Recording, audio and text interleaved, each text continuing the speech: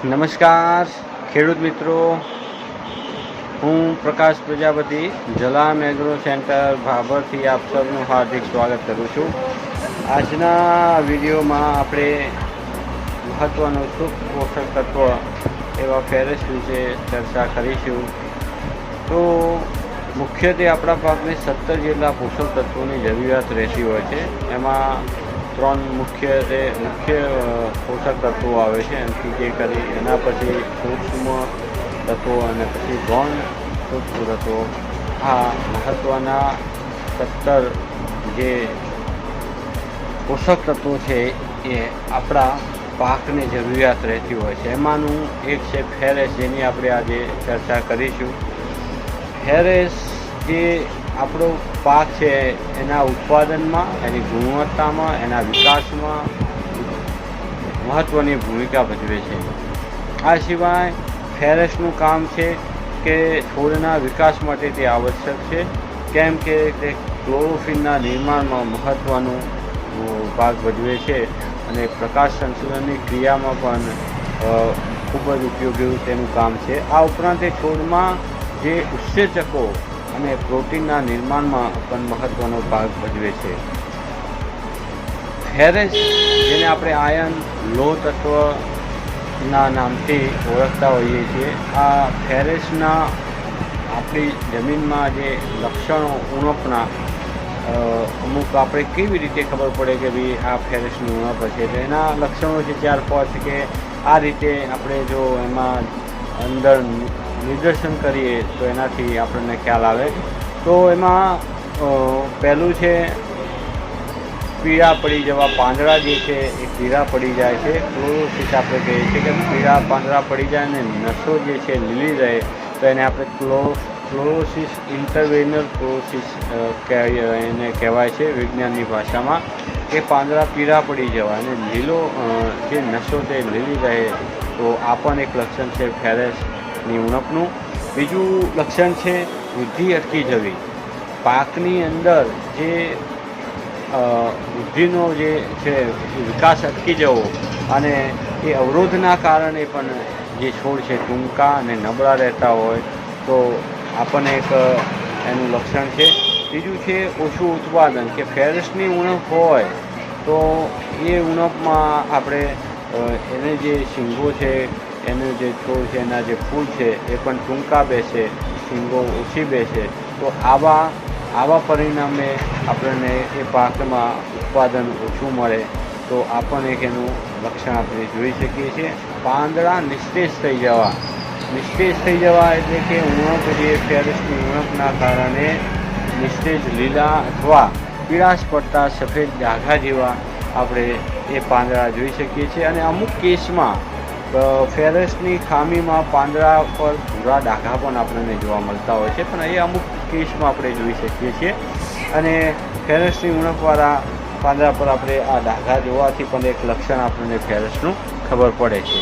આના સિવાય ખેડૂત મિત્રો, આ તો આપણે લક્ષણની વાત કરી. એના સિવાય હવે એ ફેરસના કારણોની આપણે ચર્ચા કરીએ કે ભાઈ ફેરસની ઉણપના મહત્ત્વના 3 કારણો છે. જમીન સંબંધિત કારણો, બીજું છે વાતાવરણ સંબંધિત કારણો અને ત્રીજું છે ખેતી સંબંધિત કારણો. જમીન સંબંધિત કારણોમાં વાત કરીએ તો આપણી જમીનમાં શરૂઆતથી જ ફેરસનું પ્રમાણ ઓછું હોવું અને પીએચની માત્રા વધુ પડતી હોવી, વધુ માત્રા પીએચની હોવી, અને આપણી જમીનમાં ચૂનાનું પ્રમાણ વધુ હોવું, ચૂનો વધુ પડતો ઉપયોગ આપણી જમીનમાં થતો હોય, તો એના કારણે પણ ફેરસની ઉણપનું કારણ આપણે જોઈ શકીએ છીએ. અને અગર જોઈએ તો જમીનમાં કાર્બોનેટનું પ્રમાણ હોવું હોય, વધુ પડતો કાર્બોનેટ આપણી જમીનમાં હોય તો પણ ફેરસની ઉણપ થઈ શકે છે. અને આપણી જમીનમાં જો પાણી ભરાઈ રહેવાની સમસ્યા થતી હોય, તો આ પાણી ભરાઈ રહેતું હોય એવી જમીનમાં ઓક્સિડેશનની પ્રક્રિયા ધીમી થતી હોય છે, જેના કારણે ફેરસ જેવા પોષક તત્વો તે પાકને ઓછો મળી શકે છે. અને આ સિવાય પણ બીજા પોષક તત્વો આપણી જમીનમાં વધુ પડતા હોય તો એના કારણે પણ ફેરસની ઉણપ આપણે જોઈ શકીએ છીએ. ખેતી સંબંધિત કારણોમાં આપણે વાત કરીએ તો અસંતુલિત ખાતરનો ઉપયોગ આપણા દ્વારા થતો હોય.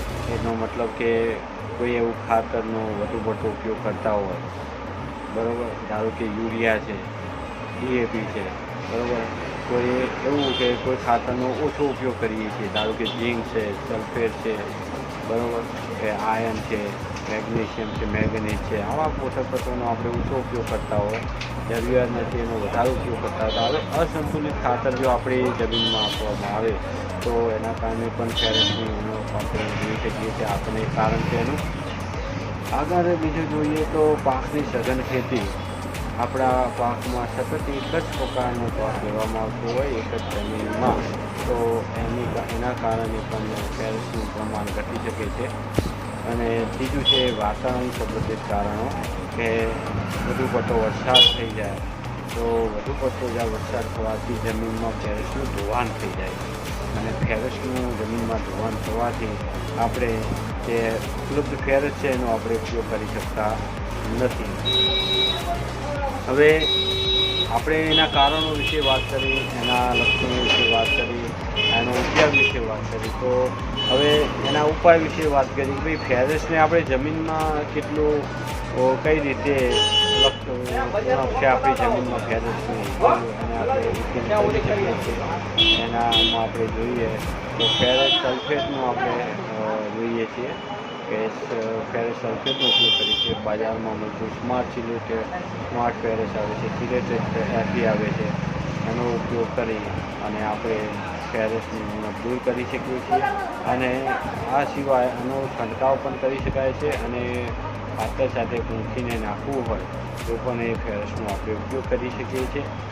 આ સિવાય એનો બીજો ઉપયોગ છે જૈવિક ખાતરો, જેવા કે શરૂઆત વર્મી કમ્પોસ્ટ, લીંબોળીનો પડ, આનો પણ જો આપણે ખેતી સંબંધિત શરૂઆતમાં એનો ઉપયોગ કરીએ જૈવિક ખાતરોનો, તો એનાથી પણ ફેરસની ઉણપ ઓછી જોવા મળશે.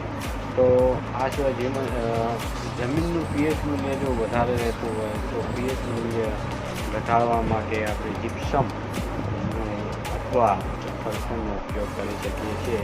તો આજે ખેડૂત મિત્રો આ વિડીયોમાં આપણે ફેરસ વિશે ખૂબ જ સારી એવી માહિતી મેળવી.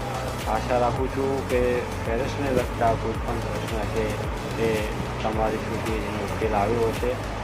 અને ખૂબ ખૂબ આભાર આ વિડીયો જોવા બદલ. જય જવાન, જય કિસાન, જય ભારત.